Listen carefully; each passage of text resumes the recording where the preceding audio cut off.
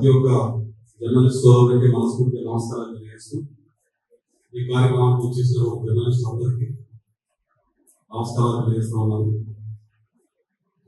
MLA గారు చాలా సమస్యల మీద అన్ని విషయాలకు మీకు ఎమ్మెల్యే గారు మాట్లాడతారు, చెప్తారు.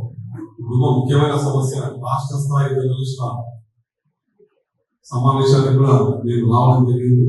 అప్పుడు కూడా మాట్లాడాను. మనం స్థానికంగా ఉన్నటువంటి జర్నలిస్టుల సమస్యల పైన మనం పరిష్కారం తీసుకురావడం విషయం మీద ఈ యొక్క మీకున్న అగ్రిగేషన్ కాలు గవర్నమెంట్ ఇల్లు మరియు ఇక్కడ ప్రమాదం జరిగినప్పుడు స్పందించే ఏదో ఒక ఇమీడియట్ గా ఏదో రిలీఫ్ కోసం ప్రమాదం వచ్చిన స్పందించే నాయకత్వం కావాలని నాకు అవగాహన ఉన్నంత వరకు నేను చెప్పాను.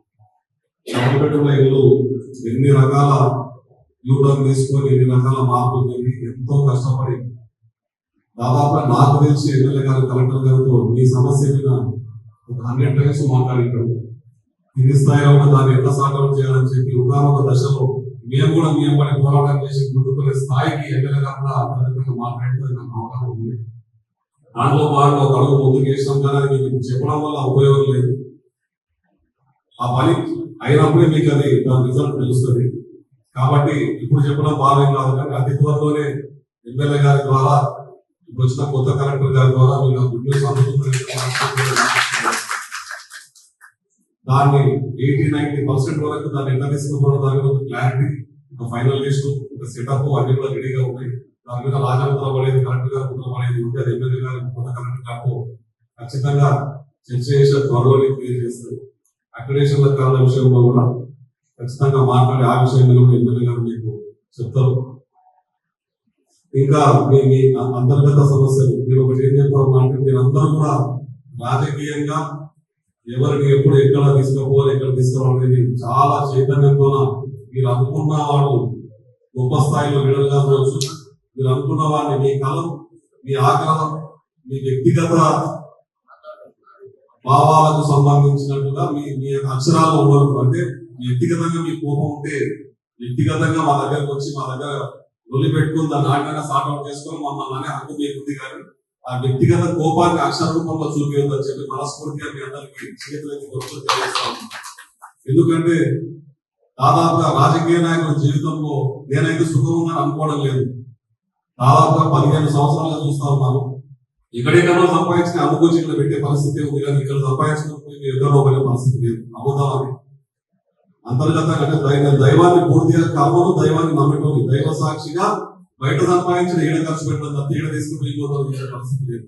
అంటే ఇంకా మళ్ళీ నిందలు ఏ చిన్న సంఘటన ఉన్నా దాన్ని ఆపాదించడం, ప్రతి దానికి వాళ్ళు ద్వంద్వార్థాలు తీయడం, ఇటువంటి సిచ్యువేషన్ అంటే చాలా విలువలతో కూడుకున్నటువంటి సమాజంలో ప్రతి ఒక్కరికి కూడా ఏం తెలియదు, దూరం నుంచి చూస్తారు. ఏ డిజిటల్ మీడియాలో వచ్చినా, ఏ వాట్సాప్ లో వచ్చినా, ఏ స్టేటస్ లో వచ్చినా సరే దానికి ప్రభావితమైన వాళ్ళు చాలా మంది ఉన్నారు. జనాలు మిమ్మల్ని నమ్మిన వాళ్ళు ప్రజల గొంతుగా, ప్రజల సమస్య మీద మీరు ఏం మాట్లాడినా దాన్ని ఆస్వాదిస్తారు. కానీ ఏదో ఒక తోట ఎప్పుడో ఒక సందర్భంలో ఏదో ఒక సందర్భంలో వ్యక్తిగతంగా ఎవరికో ఇబ్బంది కలిగిందని చెప్పి ఆ కోపాన్ని పెట్టుకొని దాన్ని అక్షరూపంలో చూపిస్తే అది సమాజంలో దుష్ప్రభావం చూపిస్తారని తెలియజేస్తూ ఉన్నాను.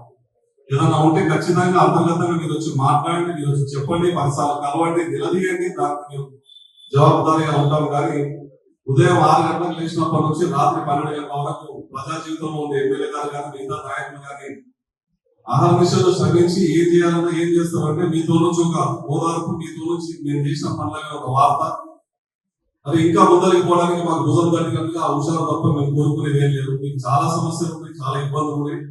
దాని అన్నింటినీ కూడా త్వరలోనే మీకు కూడా నేను కూడా మీ తోడుగా, మీ ఫ్యామిలీ మెంబర్ గా మిమ్మల్ని మీతో పాటుగా నేను కూడా మీ సమస్యల పైన ఎమ్మెల్యే గారికి ఎప్పటికప్పుడు చెప్పుకుంటూ వస్తూనే ఉన్నా. ప్రత్యేకంగా ఎమ్మెల్యే గారు చెప్పినప్పుడు నేను కూడా ఆడియో గారి దగ్గర కూర్చొని చాలా విషయాల మీద క్లారిటీ తీసుకొని ఒక final list 10 times final list తయారు చేసి గతంలో పట్టాలు వచ్చిన వాళ్ళందరికీ కూడా ఎట్లా చేయాలి, కొత్తగా ప్రియారిటీ లిస్ట్ ఎంతమందిని యాడ్ చేయాలి, మిగతా వాళ్ళకి ఎంత మంది తీసుకోవాలి, లేని వాళ్ళకి దాదాపు 250 మంది అప్లికేషన్ కాలు ఉన్నాయంటే అందరినీ అంచలంచలుగా ఈ 2-3 ఏళ్లలో ఎట్లా మనం అకామిడేట్ చేసుకోవాలి దాని మీద ఆలోచన ఎమ్మెల్యే గారికి ఉంది. దానికి అనుగుణంగా మేము పనిచేస్తున్నాం.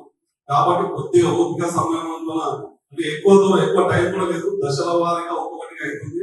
ఒక్కటి కూడా స్టార్ట్ కాలేదు కాబట్టి మీకు నిరాశ, నిస్పృహ, అసహనం ఉండడం సహజం. కానీ వాటన్నిటికీ దృష్టి పెడుతూ త్వరలోనే మీరు ఎమ్మెల్యే గారి ద్వారా విద్యుత్ సిద్ధమని చెప్పి ఆశాభావం వ్యక్తం చేసి మీకు ఎప్పటికీ మీ సొంత మనుషుల తోడుండి మీ యొక్క కష్టాల్లో సుఖాల్లో ఎమ్మెల్యే గారి ఆందోళనలో పాల్పంచుకోవడానికి మనస్ఫూర్తిగా ఎప్పుడు ఉండాలని చెప్పి కొత్తగా ఎన్నికైన మేయర్ గారు కూడా ఖచ్చితంగా ఒక సామాన్య కుటుంబంలో వచ్చిన కాబట్టి మీ అందరి కష్టాలు అర్థం చేసుకునే తత్వం ఉన్నాను కాబట్టి మీ అందరి కష్టాలు ఎమ్మెల్యే గారు మేయర్ గారిని పరిష్కరించడానికి ఎలా విషయాలు మేము మీకు తోడుంటామని తెలియజేస్తూ ఈ అవకాశం ఇస్తే మీ అందరికీ మనస్ఫూర్తిగా ధన్యవాదాలు.